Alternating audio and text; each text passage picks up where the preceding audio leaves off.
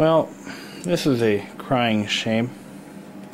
This is an antique bell, obviously, that could have been used either in a schoolhouse, a factory. Kind of hard to say. Probably dates back to the 1920s, possibly even earlier. It's really hard to say exactly.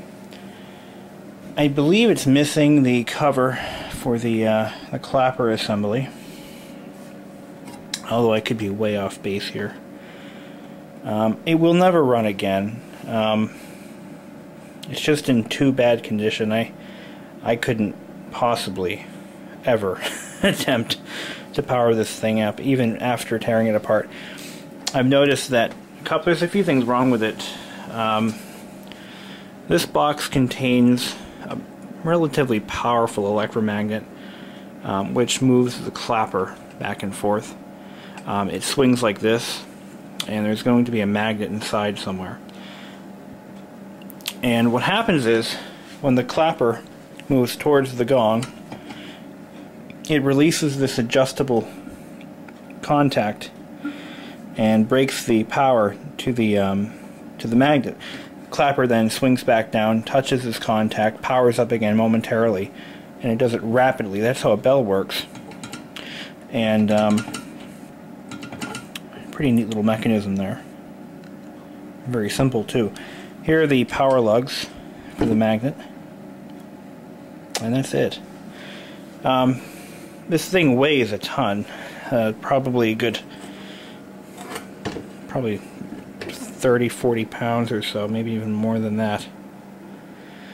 And I didn't get this to restore it. I want to leave it just the way it is, and I'm going to hang it on that beam right above my couch. I thought it'd look kind of cool in here. To get an idea as to what it sounds like, something like that. Probably a little bit softer tone. This is, I believe, a copper clapper, so it'll have a softer sound to it. Probably something along the lines of this wooden spoon here. Probably like this. So this is a loud, very, very loud bell. Anyway, all cast iron construction, and the bell itself, from the corrosion that I see, is probably made from copper or brass, and it's been painted black. Now, here's probably the worst thing that's wrong with it.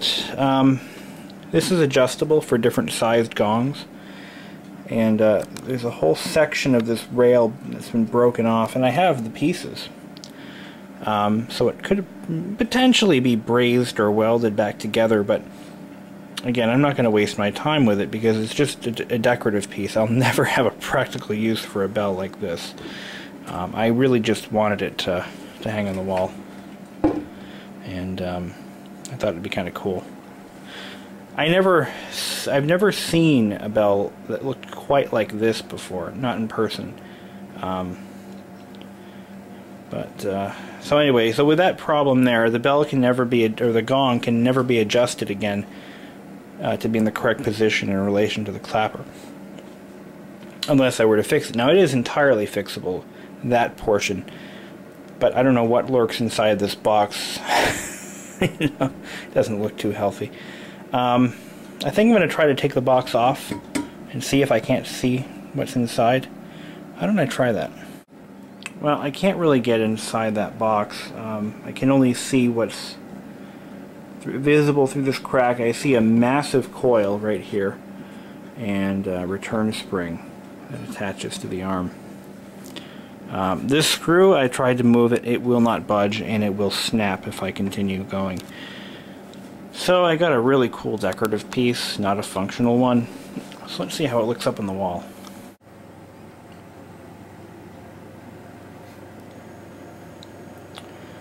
All I can say is it pays to have exposed beams.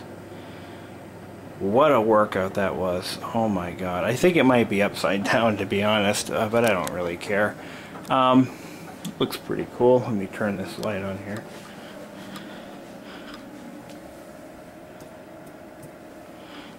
Oh yeah, that's it. I love it. An old piece of Americana and a house full of Chinese-made stuff. Cool.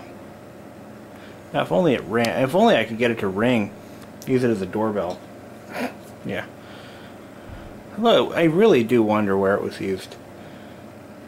I mean, you got to think about that. I mean, the thing's got to be 90 to 100 years old. Where did it come from? You got to wonder.